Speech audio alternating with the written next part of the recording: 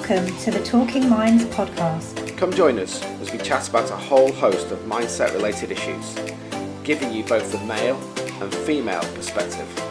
Don't miss out on the exciting interviews we'll be conducting with some truly inspirational guests. My name's Marcus Matthews, and I'm a rapid transformational therapist whose quest is to transform people's minds to reach their own personal greatness. My name is Tracy Carroll. I am a rapid transformational therapy practitioner, and my mission is to end the stigma surrounding mental health issues and show people they no longer need to suffer in silence. Hello everybody, welcome to the Talking Minds podcast. Tracy isn't with me today, but I do have another lady with me, the amazing Deb Forsythe. Hello. Hi, how are you, Marcus? This is going to be exciting. Now, myself and Deb, we connected through Cheshire Socialites. Yeah, we did. So this will be posted within the Cheshire Socialites Facebook group, so I want everybody listening to it. Otherwise, you're all in trouble. Yes. We'll set Joe on you. Yeah. So I'm really nervous about this because I'm a man and we're talking menopause. Yeah, well, Menopause. you know, this is part of the whole education, Marcus, that you get to learn a little bit about what it is, because at some point it will impact you and your life as well. Yes, and this is the point. You've got to step into the fear sometimes, take some action, you know, Fear. and do it. That word. Yeah. So we're gonna try and look at not only what is menopause, but also how do you deal with it, not just as a man, but as a woman, and how does that have those impacts? So what I'm going to do is I'm going to hand over to you, Deb, and I'm going to let you just tell everybody who you are, what you do, and then let it flow. So I'm going to pass it over to you because I haven't a clue what I'm talking about. How long do you want me to actually talk about this bit? Because I have quite a checkered past. Do you know what? You just talk, and then we'll go from there. I think I will give a bit of long-term background because it's quite interesting. It really is, you know, part of my development to where I came from now. So I grew up in Belfast during the Troubles, and I went into medicine, and I specialised in accident and emergency work at the Royal Victoria Hospital during the Troubles. So not going to sort of lean heavily about that, but it was an amazing professional and growing up place to be. It taught me a lot about teamwork, how to work ultimately for the benefit of the people that we were looking after. And the importance of communication, because that really was the key to how we dealt with all the sectors of religion and trauma, and we had to liaise with the media. So I learned a lot about that then. And then I moved to London with my family, and I went into aesthetic medicine because what I learned from the traumas, mostly to the ladies, if they're involved in bomb blasts or gunshots or whatever, the psychological impact that had on them. Yeah. So my next passion was putting things back together for people, not just physically, because I did a lot of work for many years in aesthetic medicine, refreshing faces, which actually was very much like the pebble in a pond. Because when a woman came in and she was feeling a bit unhappy about how she was looking, it wasn't that she wasn't doing it actually for anybody else. It just generally was girls my age were going back to work after having the kids, and they just wanted something that made them stand taller and give them that inner confidence and radiance. So I have worked with women for pretty much now on 30 years, doing that, listening to the thought process, and also that growing older with them as I was growing older as well. And I went into early menopause and was quite ignorant. I mean, I knew medically what was happening, but in my head, I was full of denials. So I made it much more difficult with myself. And then listening to the women who are going through the same thing with myself, I realized that this was a huge part of being involved with women's mental health and physiological health. And it was so not talked about because we're the generations that our mothers didn't talk. My mother didn't talk about it. If I was still waiting for my dear mother, who's passed, to tell me about even the birds and the bees, all I got was a pat on the leg saying, "Oh, it's just your body changing, dear," and that was her attitude. So, you know, we have grown up with very little knowledge about how our bodies are working, and certainly when it goes through the transition phase of menopause, most people are bang in the middle of it, suffering with all the symptoms and confusion because they haven't been told anything about it at all. So that's where I'm sitting today. I am passionate about educating women to know everything there is to know, and giving them the option so they can make informed decisions of how they want to manage it themselves. Yeah. And I think it's really important, because tomorrow is World Mental Health Day, and I think we're quite disconnected in many ways to when something physically happens to us, something that's mentally broken. So when it's physical, you get a toothache, or the tooth becomes rotten, you can extract the tooth, but we don't seem to extract the thoughts. And it was interesting because with you coming from Northern Ireland, I'm ex-forces, so I've served in Northern Ireland, so I kind of know what that's like. And we all want connection, and we want to avoid rejection. But then when we change, even physiologically and then mentally, and we feel different, then it's not just about the menopause. It's not just about that change. We feel completely different. So we go inside ourselves, not in the right way. And often that is really, really important, isn't it? So how do you deal with that? And actually those relationships with, partners, because it has an impact on everybody. And I'm guessing that women that are going through the menopause kind of go, I've changed, but nobody knows what that feels like, because you can't think out a feeling. So how do you go around helping that as well with what you do? Well, I think the first thing that I start doing with all my ladies is, before I talk about the symptoms, I talk about how they actually perceive themselves in the menopause transition stage. And I mean, that's a huge conversation by itself, but generally it starts with denial. I'm not old enough. I can't tell anybody at work because they will think I'm over the hill and not suitable to do my job anymore. So there's no discussion about it in the workplace. They feel they're going to look less sexy because of the symptoms they're having to their husbands. So they tend to ignore that completely. It's not talked about until it's a crisis. So when I listen to the words that they're using, I very much will sit back and say, well, look, these are the key words that you've used. If I told you that I was feeling that way about talking to you, what would they say? What would you say? And he'd say, you're barking mad. So, yes. I mean, you're talking like it was the early 19th century, but we still are carrying forward all of the silence and secrecy that's sort of evolved around the maturing, the growing older phase of our lives. And actually all it means is a really good thing, because we're just outliving the function of our ovaries. But in today's age, we have got, God bless us mostly, another 40 or 50 years to go. And so it's trying to get to look, the best years really are yet to come. And this is just a tube you're going through to get to the other end, with so much more freedom, so much empowerment in your mind, limitless expectations that you can actually achieve. I think it's really interesting, because just before we start the podcast, I actually asked a question that I said, didn't I? How is it that we, how did women get on before HRT and all the medical stuff? You said, well, the chances are most people died. Actually this mechanism that they're going through is basically survival. I'm going to die subconsciously. Yeah, it is. I mean, and so back to the history about all of this, just a little bit of science behind it. The Latin word for a uterus is called hysteria. So whenever, sort of the days before people ever talked about it, when people were going a little bit crazy, when they were still living in their early 40s, they were deemed to be hysterical and incarcerated. Nobody ever really paid any attention to that until really into the 1920s and 30s, when medical people start saying, oh, well, yes, actually, this is what's happening. You're not having your periods anymore, and therefore your estrogen and progesterone levels are dropping. So basically, you're withering up and you're going very old, and you might as well just sit in the corner. And if you were vocal about it in those days, you were given sedation and locked away. So in terms of actual remedies for menopause, such as hormonal support, we didn't have that until the 1960s, Marcus. So it's very, very new in terms of how we can actually go about getting physical or chemical support to sort of guide us through this phase.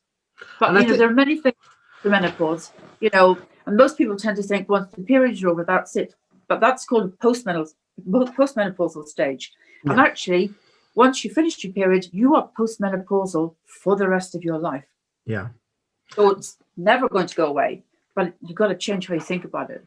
And I think that's it. What you just said then, you hit the nail on the head. You've got to change how you think about it and actually be aware that your amygdala is kicking in. And it's basically, you're going back to your reptilian brain and it's going, this is changing. And back centuries ago, because your subconscious mind doesn't know time, because that's what I do. I do time travel with people and it doesn't know time. So what it's basically saying is you're taking on all of those thoughts and feelings that have been passed on from generation to generation to generation, which is basically saying this is changing. If you don't do something about it, you're going to die because you're different.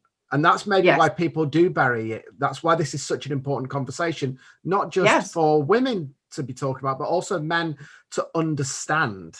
Yes. Well, on two levels. Yes, it's a question of understanding, because most men who actually come to me say, God, please just help me. I don't know what's happening to my wife. But then also we have to remember that men also have a transition phase called a male menopause, whenever the testosterone levels start dropping. Yeah. So, I mean, it's not just us. I mean, we are outliving the bodies that originally we were designed to be in. But that's great, because it's 2020, we should be. And that actually kind of links in to, I mean, I did a podcast the other day, which is at my last podcast, and we talked about suicide actually. And one of the biggest things that came up to me, what we were trying to get through, was that women aren't allowed to be women anymore. And it was really interesting. I think it was on the Samaritans website. They were saying that in the past, I think it was from 2018, the number of female suicides under 25 has gone up by 98%. I think it was something crazy like that. And I think that's a lot of that is to do with that women aren't embracing being women. That they seem, for me as a man, it's as though, right, in the 80s, men were kind of the ones in charge. So now we want to be in charge. And they're actually trying to use the same model, which was crap anyway, just for men, never mind for women. And again, I think that's that thing that as maybe women hit that age where they don't feel as though they're younger and their bodies are changing, that actually it's a time to step in to being a woman. Yes. Oh, Marcus, welcome to my club. Well, I'm so worried to say to women, we are not men. We will never be men. We are completely different. So simple things. We have a 28-day cycle during which we will have 3 peaks and troughs of our hormones. And at each particular time, we will have the chemicals that will allow us to be more productive, more energetic, that we can exercise more. And the other times, from nurture points of view, releasing the egg, particularly to get pregnant, then our bodies say, you're tired, you have cramps, you can't work as much, because we're not supposed to. We're not supposed to. So, you as men will have hormones that kick in probably around about 11 or 12, and you will have that adult level of testosterone right through till your 50s. We change every 5 to 10 days. So when it comes to eating, people saying, I can't lose weight, I've done the same diet as my husband. No, you won't lose weight, because you're a woman. You have to have different things to nurture your hormones at different times within that 28-day cycle. Same with exercise. I used to work in the city with a lot of girls who were up with they were bankers, up at the crack of dawn, into the gym, straight into work, training all day long. And what they found was they became masculine in their mental attitude and their physicality. So they stopped having periods. A lot of their female features started to wither. And so when it came to they were in their late 30s, early 40s, they had no relationship and no chance of getting pregnant because they had stopped ovulating. So they had become like men in the physical term as well. So, the whole thing about this is we are women. We should be women. We need to learn to be women and be feminine and understand our bodies work differently, because that's what we're supposed to do. And that shouldn't be a barrier to do anything. I think we think that, it very much is about the fact that, we need to tick a box. And it's not about tick boxing. It's about, do you know what? If you are really feminine and you want to be a girly girl, be a girly girl. That's completely fine, And there does seem to be a problem with actually women do that. If you want to stay at home and be a stay-at-home mom and do the cooking and doing the cleaning, which is the kind of the traditional, let's not do that kind of thing anymore. I think a lot of women are like that as well. And you've got to listen to what your body's saying. I think what one of the things that I find is that the three things that are common in all people, and I don't know if you find this when people struggle, it's I'm not good enough, I'm different, and that isn't available to me. Yes. And those are the three things that everything comes down to when people are struggling. And very often I wasn't allowed to do that when I was younger. Permission. Yeah, so we talked about that before. Yeah. Yeah, they didn't go to the university they wanted to because, you know, they needed to stay home and look after their parents or other siblings or whatever. So that brings an anger forward, as you know, which is beddened until something then physically starts happening, and then this whole resentment of why is this happening to me now? Because actually it was years ago. And I think the other thing is that as children, we go through that phase of whether it's boys or girls, that we have that playful stage, and then we have to conform, and we take that conformity with us. Yeah. And I think that's one of the biggest issues of access to healthcare, because we were talking about this. The NHS is an amazing organization. You know, you've worked in the public sector. Yeah. I've worked in the public sector. It is amazing, but there's only so much they can do, and we're very pro-choice for people to say, we are all different. So I think that might. Yeah. I want to just now go into, because of that difference, we've picked up on that men and women are different, but women from women are different. And I think that's what you do, isn't it? You, when it comes to the menopause and supporting people. So just tell us why what you do is different compared to what maybe somebody might get on the NHS. Well, for a start, whenever I see women who are having menopausal symptoms, you know, say, well, my friend didn't have this and so-and-so didn't have it. Why am I having it? Because no two women will ever experience the same thing. We're all very unique and very wonderful. Well, what I've sort of found out about myself when I actually started talking about it, again, my experience was different from the others. So when I was talking to my GP colleagues and saying, look, what can we do? And they have a very tight framework of help that they can actually go through because it's governed. So commonly, whenever they will go to see a GP, initially the first thing they will be given is an antidepressant, because there are many symptoms that are emotional that are the first layer of menopause as well. And then if they go back a couple of years later with something else, most women will say, oh, I'd like you to test my hormone levels. No, we can't do that because we can only do that at a certain time. So they're very tightly regimed about what they can do. Whereas when I sit down to see somebody and do an individual consultation, which I do obviously the whole time, we talk about everything, start to finish, how they had the periods, what they were told, what they think menopause is, work that through. And then I will do their bloods because I think it's really important to get a baseline. Bloods or a hormone test, whichever, there's several. But when I get those results back, I can actually sit in front of someone and say, look, this is exactly where you are. So we can take this pathway. And I use bioidentical hormones for this because it's really compatible with the lady's body. And we make them, I don't make them, the pharmacy makes them bespoke for an individual person. So I am helping my ladies design their healthiest transition passage to relieve the symptoms, to support the good bits. So I was going to say, do you know what's really interesting? Something came up. My mind goes everywhere, so sorry about that. I wonder sometimes when somebody goes through this, is that they feel as though it's kind of the end of their life. It's kind of like a death. Yeah. And what came up is, so when I was a police officer, when we used to investigate suicides, one of the things that we used to have to do was an antecedents for the coroner to look at where the path of their life went. So that's what you're basically doing. You're doing an antecedents to give them their life back. So they haven't actually died, but they may feel as though they've died. Yeah. And that's so important, isn't it? To give them an understanding of that journey. Because often we don't, I think this is why I love the work that I do as a therapist. This is why therapists and coaches are so important, because we can give you perspective on that pathway of your life. And we can look at it in a completely different way. And we give a better perspective. And I guess that's what you're doing. You're giving that perspective.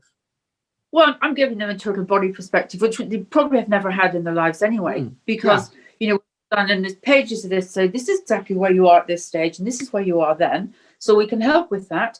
You may be not sleeping, so I can put you on a 4-week course to teach you how to sleep. And a lot of it, Marcus, also is working at rearranging habits and behavior performance. Yeah.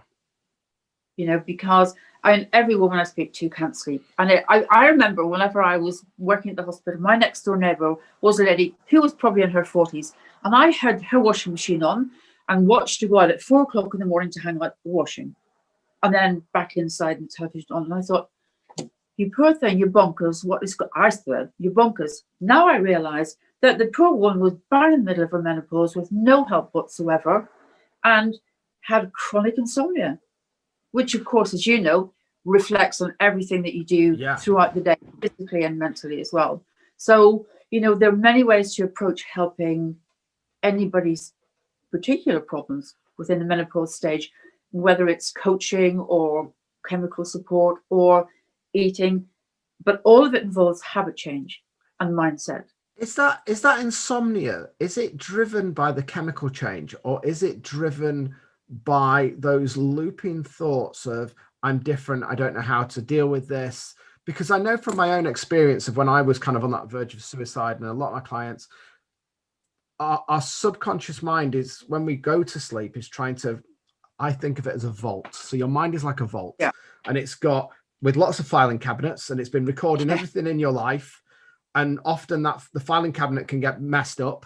And when you go to sleep, that's the time for, there's like a little guy in my head that's got a tweed jacket on, looks like an old-fashioned librarian, that goes around basically putting all the files back. And that's why sleep is so important. But I wonder whether is that feeling, that insomnia, that those mental issues, is it just a hormonal thing, or is it also a perception of where they are in their life and that fear? Because fear is a thing. Yeah, I actually, yes and yes and yes and no. I think it all happens at a very similar time. So I think it's difficult to actually say it's just chemical changes, but yes, obviously in their head, a lot of stuff is going on as well.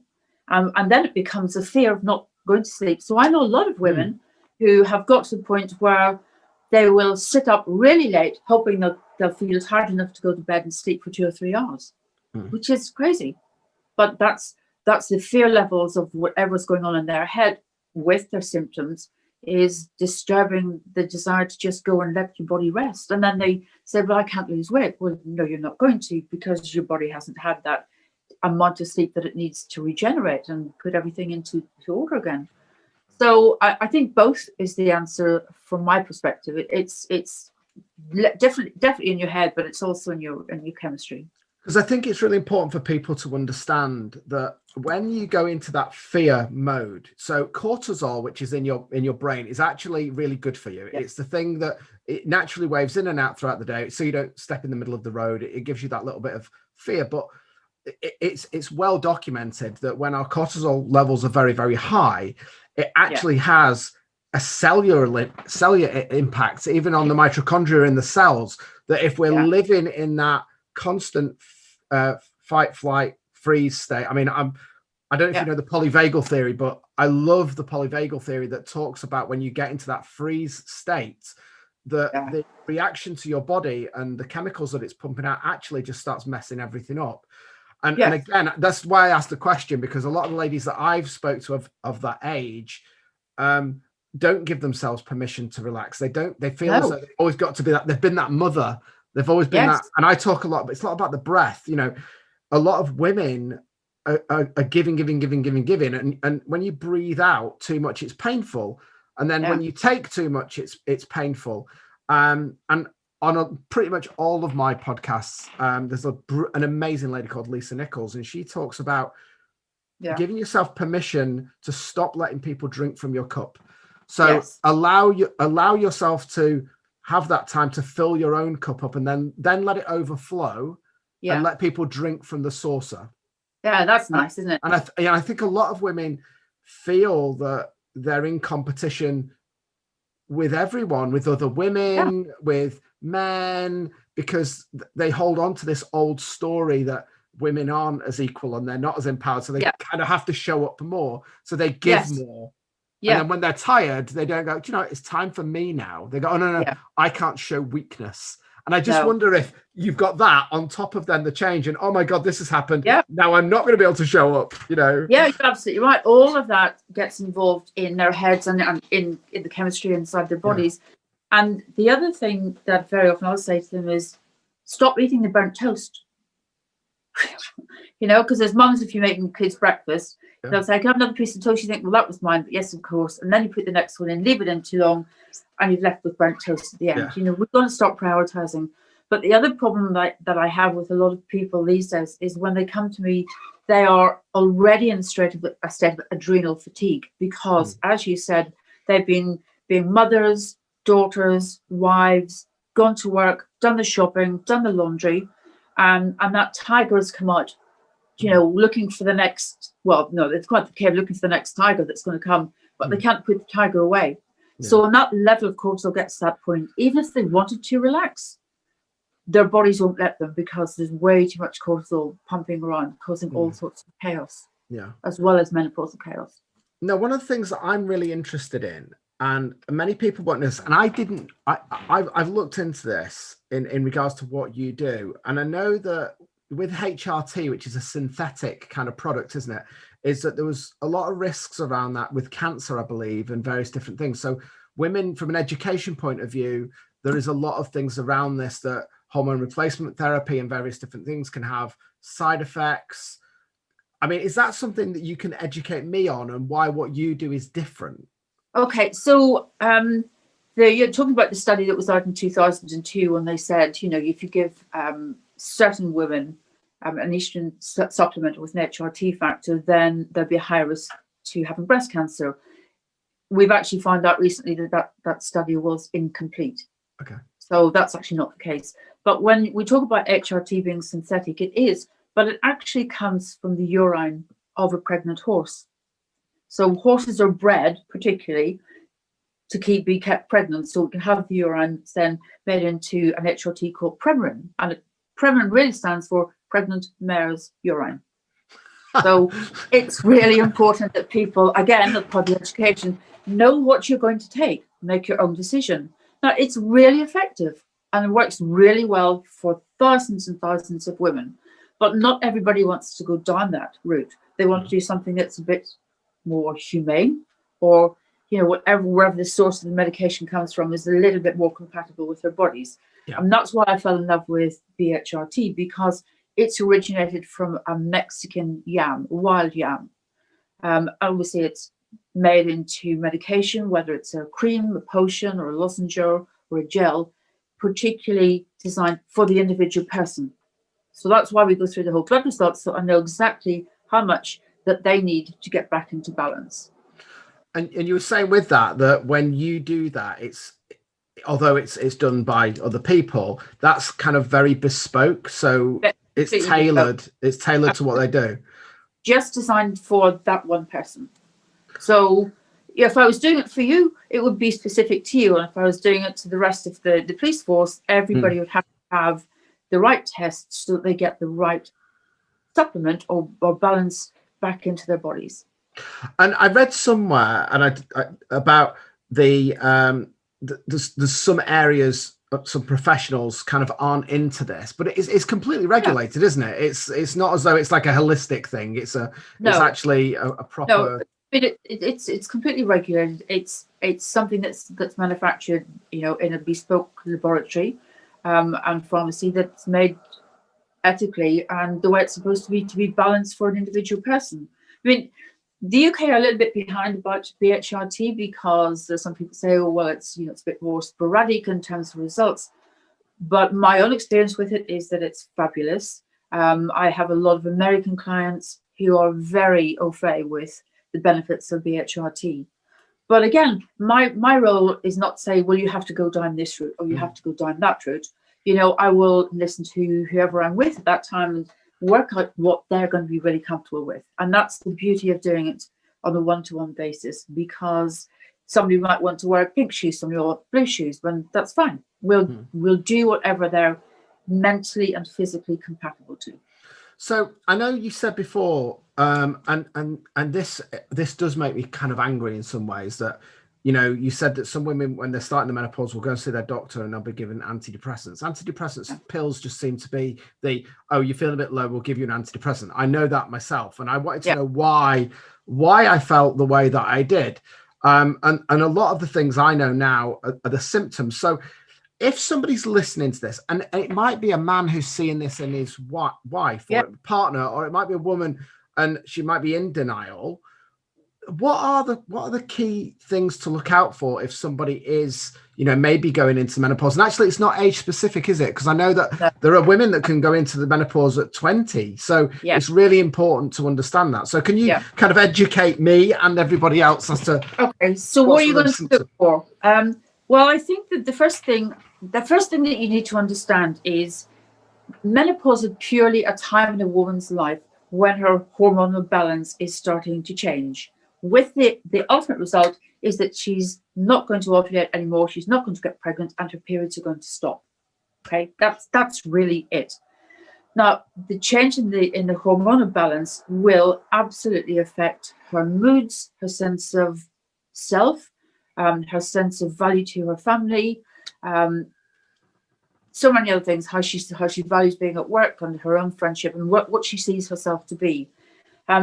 With that, obviously, within the family unit, the man and the children are going to be hugely affected, because somebody that they've known who will wake up in the morning, you know, apron on, do all the breakfast, will wake up and think, I can't make your own bloody breakfast. I've done it for 20 years. Yeah. And you don't really know why she's feeling like that. So the first things to look at are almost behavior changes or attitude to doing things that routinely would have been fluff and dusters and pink slippers, sort of stuff.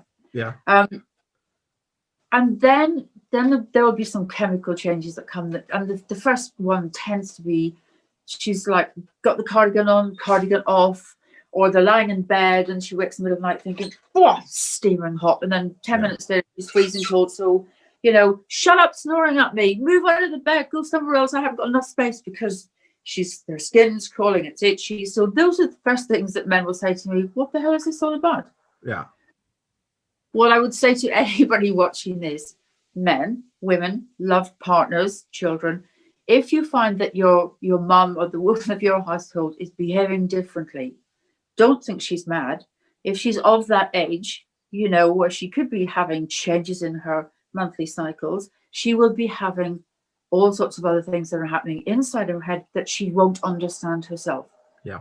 So for the guys watching, you know, they used to say, well, how long is this going to go on for? Well, the truth is, it could be 2 weeks or 10 years, because, you know, it's very different for everybody. Yeah. You know, and don't go up to her and say, what's wrong? Can I help you, dear? Because she will take whatever's closest to you and wrap it around your head. Yes. And I think that just on that point, I think for all the guys out there, now I'm no expert on this at all, but I know this from myself.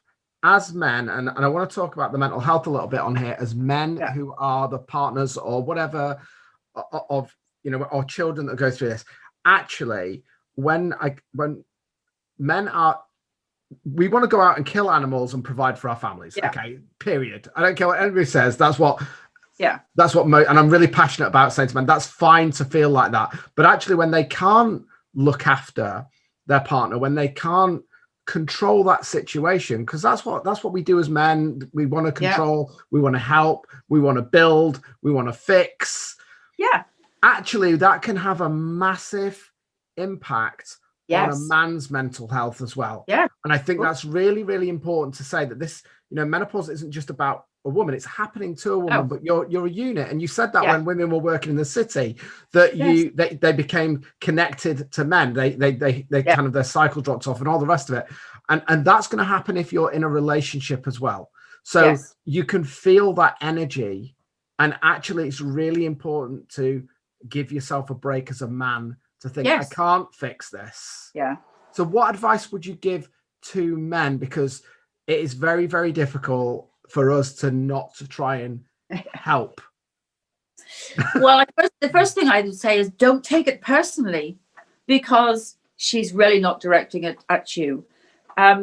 She doesn't know what's happening. because until she's got some sort of label, and I use the word label very correctly, we like to have labels as to why we're behaving or thinking or feeling a certain way. So until she has the label that says, this is your menopause, sweetheart, you can be as bonkers as you want to. It's like, oh, thank God for that. I thought there was seriously something wrong with me.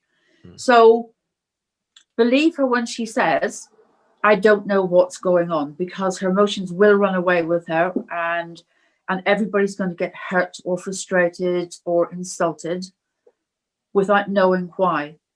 So, take her out to dinner and maybe start the conversation with, I love you. I'm also really concerned as to how you're feeling the way you feel. And I honor the fact that you are, a beautiful lady and that you have these feelings, but I would really appreciate if you would let me in, or similar sort of words. Not tell me what the hell's going on, because you're getting. And I think, do you know what? I think you've just hit on the nail on the head there. I think sometimes as a man, you just have to, this is the way that I've said it. I've had a recent conversation with my wife about some stuff. And I literally just said to her, do you know what? I love you. And I honor and respect that you're going through this. Yeah. And I'm trying to help you. I'm trying to fix you, but I don't know how.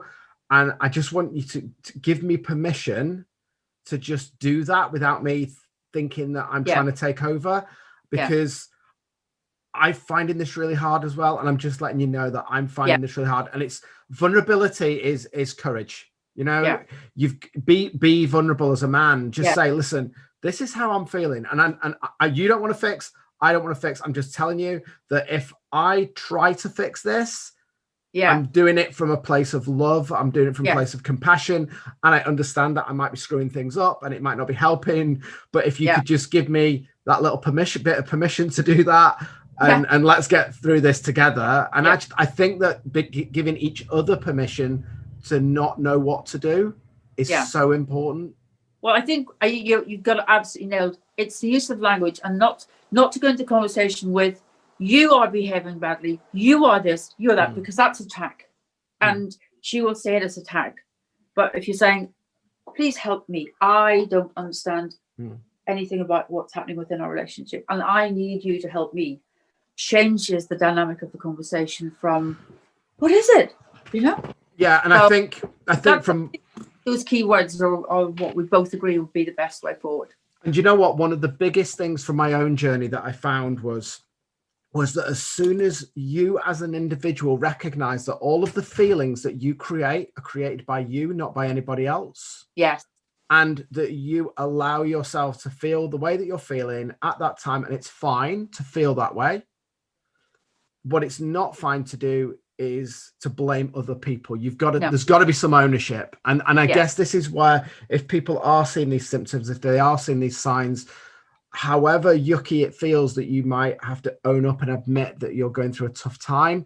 Yeah. This is why getting help is and getting the right help. I think that's important, getting the right help. So what is it that you offer as a service over and above what somebody might get in the NHS? Why would the pathway to you look different to maybe going to your GP? I offer a community, amongst other things, a community of women who are happy to be vulnerable and share how they've felt, which as a woman is we really have lost a lot of our community at the moment, because we've all been focused about getting our careers done, buying this, buy the other thing, looking after the kids. And we don't have the level of female companionship that we used to have. I mean, way back in the day, not my mother, but my grandmother used to, have her friends around, and maybe they sat together for an afternoon knitting and talking and, putting the world to rights. And we've nobody ready to pull the world to rights with these days. No. So when you're scared, because if you don't know what's going on, it's terrifying, then it's nice to reach out to somebody who knows or has had the experience or has a group of other people who are happy to say, do you know what, I'll be your menopause buddy. So the days you actually want to take the milk bottle and smash it or do something stupid, other days you just pick the phone up or send me a message and we'll talk. So community is for me one of the key points to all this, plus education and information. And again, Really. going back to these tribal things that I've talked about again, and the mindset and the way that you feel this fear and this survival is, I asked I can't remember who told me this, but I love this as an analogy. And it was, why is it that when a woman wants to go to the toilet, all her friends go with her? As a man, it's kind of, we don't understand that. But actually somebody explained this to me, and they said, it's a primitive thing. If you, as a woman, you were in the tribe and you went out into the forest to go to the toilet or to do whatever you needed to do, and you were alone, you could get eaten by a tiger. Yeah. So other women would go with you to protect. Yes. And it's the same with men, is we find that connection with other men when we go out hunting. Now that hunting might be going hunting for a beer, or it might be going whatever it is, but it's people have got to understand that you are, what I say is, you're a product of your environment, you're a product of your past. Yeah. But your present is your opportunity to be the product of your manifestation. Because if you take Charles Darwin's theory of evolution, we're evolving. And actually many of us aren't willing to evolve ourselves. No. We're not willing. We're still holding on subconsciously to all this stuff that we had when we were cavemen and women. Yeah. And that's what you're offering, isn't it? An opportunity, a modern day female tribe. Yes, exactly. That allows women to be, you know, you can do this, you can do that, and give them that safe space. Yeah, exactly. Because I mean, don't forget as well, you know, everybody is so distant from families generally. And when you look at all the cultures around the world, for years and years and years, women, when it comes to female things, have got together. It used to be that whenever, and there's still some countries today, that when girls have periods, they go and live in a certain house or hut or room within the house for the periods. And then when it comes to childbirth, before we had doctors and hospitals, it was the women, and there was always one woman who was the local midwife, and she and other women got together, whether it was in a tent or a hut or whatever, and stayed with the woman through the childbirth and through the early weaning stages of the child. Then they also had it, if they were old enough, or for the elderly, the elderly were looked after. So this is what I really want to provide for people, is that this is the time when you need to be surrounded by women. You need to know that you can dip into that resource of other people's experience, the remedies that they've used, the benefits they've had, and share them so that you can cherry pick from all of those to fix yourself, really. Yeah, and I think what's interesting with that is when you look at people who are, especially coaches or therapists, and it's seen as kind of a negative thing to go to a therapist. But again, if you look at that tribally, when women and men were at a certain age and they became the village elders, they were the ones that people went to, they were the wise ones. So actually, for women that are maybe going through the menopause, or men that are going through that they're struggling as things are changing, they're getting older, change the story and say, actually, and I think for any women out there, and I say this to a lot of my clients, your story can be somebody else's survival guide. Exactly. And that's really important, that actually you're feeling the crap that you're going through, everything you're going through, actually, that might help somebody else. Yeah, because really we all want to know that we're not crazy, and what we're going through is a common experience for other people. But if you haven't got that tribe to share that stuff with, then you start thinking, well, I'm really ill, I'm dying, I'm bleeding, I shouldn't be bleeding, I'm dying, I can't go and see the doctor, I haven't got time, who can I turn to? So, you know, this is the community that you can turn to for that help. Where is that community? Where does that community live? Online. Is that on Facebook, or is it? Facebook, Instagram, through the website as well. But there's always a point, you know, I mean, I love community in that way. People can share their thoughts and what have you. But obviously, if they have something they want to talk directly to me about, then they've got they've put the tools and pathways to get straight through to me. So what we'll do is we'll make sure that in the show notes for this podcast that we've got all those links in there, so that if anybody's listening to this, they can reach out to you, they can get to you. And actually, do you know what's really interesting about that? It just came into my head. I think that's what's so great about Cheshire Socialites. You know, we've connected. We're on this podcast because we're in a community that's providing all of those different things to people as well. And there's a lot of people saying about online, and people are spending too much time online and all the rest of it. But actually, it's just a change, and it's how you use that. Yes. It is a gateway into doing that. And I think this is really important to say to people that, if you are a woman, you might think you're going through the menopause, you're not too sure, then, go and connect with you online, have those conversations. Often to start that journey, a lot of people go, oh, I don't want to go to private practice. I don't want to say how much is it going to cost me. People, and what I always say to my clients is, don't ask the word, how much does it cost? Say, how much value does it bring to my life? And then make a choice on, do you want to stay in the pain are you happy to stay in that pain? Or are you happy, or are you willing to sacrifice something else to actually live? And I think that's really important. Yeah, I mean, that's the whole thing. It's not much how much it costs. I mean, how much is it going to cost me in terms of detriment to my life if I don't get help? Absolutely. And don't make some changes. So yeah, I'm totally on board with that. Yeah, so this has been really, really eye-opening, and I've certainly learned a lot in regards to as a guy, I knew what menopause was. Yeah. But I think just opening my eyes now to different options. I think the one thing, and I love this about, I was always thought, you go to the doctors, the doctor would say this, then you have a patch, then you'd just be miserable for the rest of your life, and then you just have to put up with it. I mean, is that, besides obviously the stuff that you do, the natural hormone replacement stuff and doing all that, how important is it for women to look to other things as well in regards to that, mind, body, soul, spirit? What are your thoughts on that? Because let's look into that element as well, because it's, I mean, I always say to people, look, I can give you a pill or potion. That's only one tool in your armory. So what we really have to look at is your entire lifestyle. Yeah. How you mentally see your life, how you see you, how you want to be. I mean, what outcome do you want to have? Well, how do you want to show up in the world for you? Yeah. And how do you want to show up for you, your husband, your partners, your children, the elderly people, the colleagues that you work with? Because you have to then, what women have to do is actually face the fact and say, God, inside I might feel like I'm 30, but really I'm a 45, 50-year-old woman, but I'm bloody good at what I do. But here's the thing, at work, when I'm going through this stage, everybody's going to have to understand that we have not got the facilities for us. And this is what we need to have. So what I know from talking to lots and lots of people is that they don't like that conversation because it's admitting that they are a certain age. And in this day and age, we have makeup, we have hair, we've clothes, got wigs, blah, blah, blah. Basically, it's difficult to age a person anymore because we are externally defiant of our internal chronological age. And that's social media and all the other external influences. So saying your menopause, I mean, I didn't think she was that old. Yeah, I mean, do you know what? And that is the number one fear, really, the number one fear. Oh, look at her dressing like that. And I thought she was that age. Oh, I'm disgusting, darling.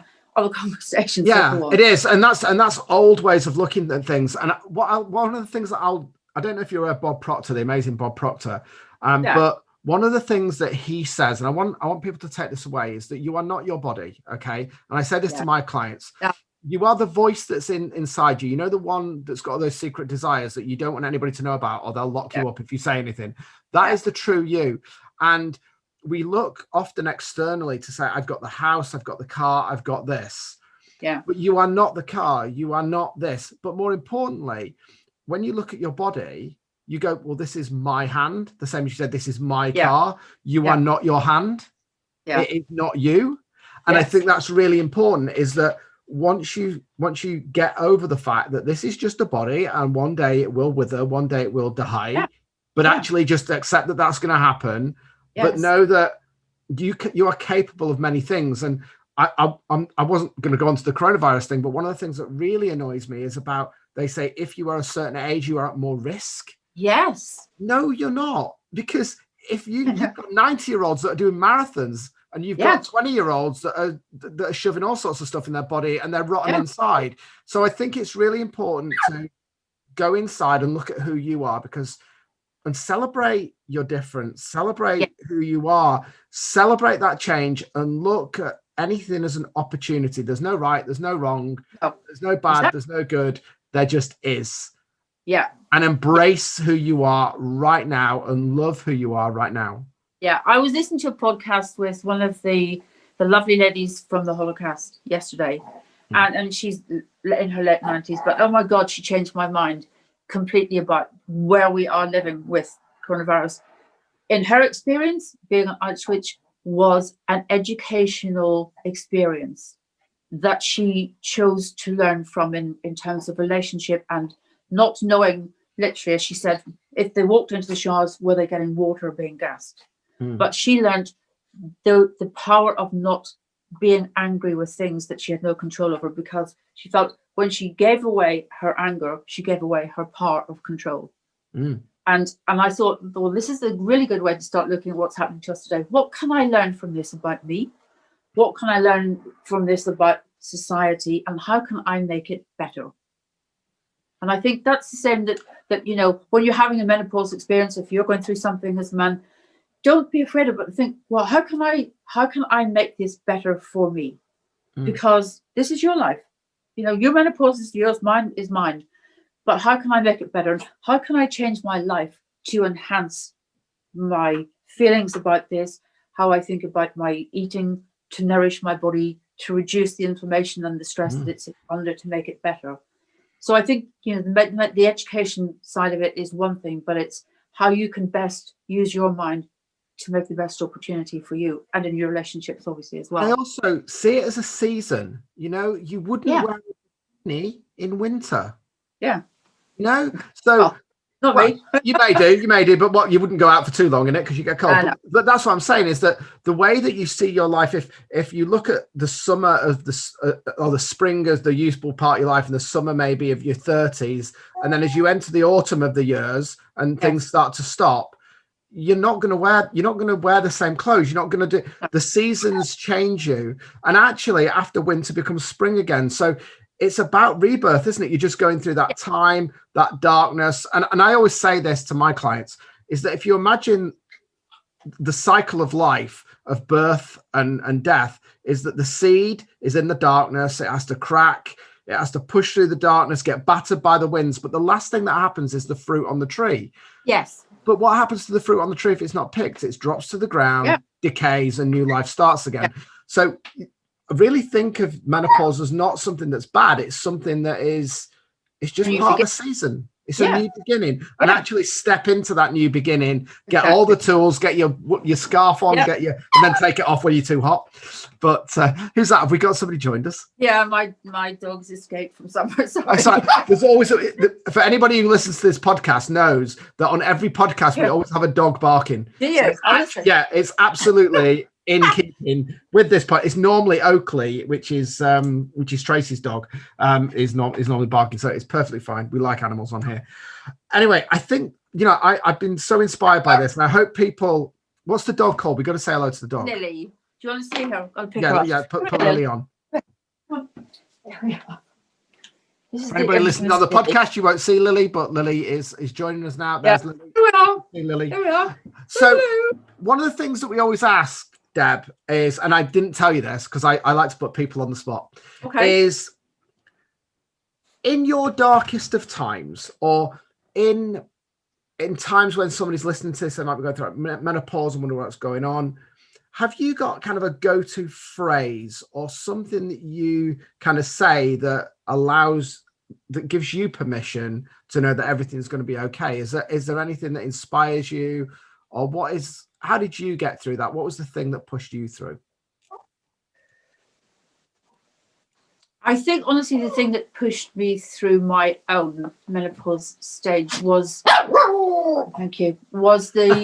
knowledge that I could use this experience to help other people, because nobody had it. My mother didn't tell me anything about it. Yeah. And also in Bob Proctor's things, it's not my body, which is not really me. Yeah. You know, this isn't me. This is just my physical presence changing. Yeah. So I think that's really where all of this has come from, I'm talking about this because I was ashamed when I had a menopause. I was, you know, good job and, you know, pretending to be 20 years younger than I was. But I thought, no, this is crazy, because I'm just one of thousands of people who are doing this. Mm. So it wasn't me, but get over the fear, find out as much, and take control. Yeah. So it was take control. Take back control, and education is the key to taking back to control, so you can move your life forward. So I hope anybody who's listening to this, what I would ask is anybody who is listening to this podcast, anybody who's listening to it on YouTube, please share this, because it's vitally important that as men, women, children, we break any stigma around menopause and women are being allowed to be women. And there are so many amazing. I love Cheshire Socialites. The women on there they just kick ass, but they're still women. They're not trying to be anything other than that. And that's why I love being in that community. It's great to see women who are out there. They're doing it. They're living amazing lives. They're being mothers, daughters, entrepreneurs, but they're still being women. And I think for any young women that are listening to this, don't be afraid of being a woman, and don't be afraid of change. It's going to happen. So embrace it. It is going to happen. So take control of it. Take control of it. And I think on that point, I think that's time to finish the podcast. Fantastic. So, Deb, thank you very much. It's been very informative. And as I say, anybody who's listening to this, we're going to put some links in the show notes so you can connect with Deb online, find out what she does. And let's break the stigma around what menopause is. And let's support everybody. It's not going away. It's been here for a long time, and it's not going away. And there are millions and millions. And just one thing to finish with, October is World Menopause Month, and October 18th is World Menopause Day. I'm going to run a mile for menopause, and if anybody wants to join me just for fun, send me the pictures to my social media, and we can just put a collage up of everybody who's done it. So that's the 18th of October, World Menopause Day. Yeah, World Menopause Day. And remember, tomorrow, the 10th of October, is also World Mental Health Day. So both of those things are very, very linked. So again, if you're doing anything, make sure you're connecting with people on World Mental Health Day. Reach out to people, and then on the 18th of October, World Menopause Day. Got that eventually. Is there? So reach out to Deb and share this podcast on that day as well, and let people know that Deb's there and that she's doing an amazing job. So again, thank you very much. You're welcome. And great fun. Yay! Great fun. And hopefully I can get some more Cheshire Socialites on this podcast so we can connect more people to more people. So Debs, thank you very much. If you want to say goodbye to everybody. Bye, everybody. Thank you for listening. Bye, everybody. And we will see you on the next Talking Minds podcast.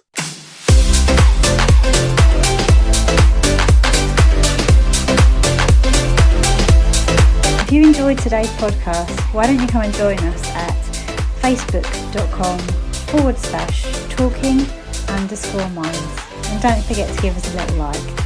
Thanks very much for listening. See you soon.